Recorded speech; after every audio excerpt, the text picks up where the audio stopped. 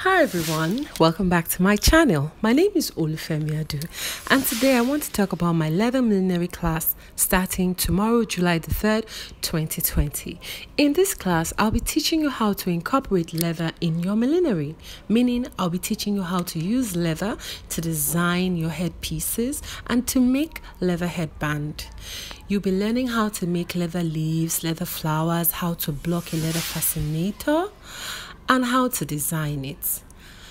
Some of the things in the video you see are some of the things that I made using leather. So what are you waiting for? Join us and let's take your millinery game to the next level. Thank you so much for always supporting my channel. If you would like to join this class, I have placed the link in the description box.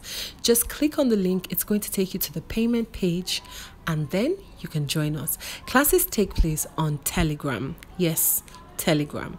Thank you so much again. Thank you for watching all my videos and thank you for always supporting me. Don't forget to like, share, subscribe to my channel and also give my videos a thumbs up. I'm on Instagram at Zofa Headwear and I'm on Facebook at Zofa Creative Hub, and my WhatsApp is in the description box. Bye. See you in my next video.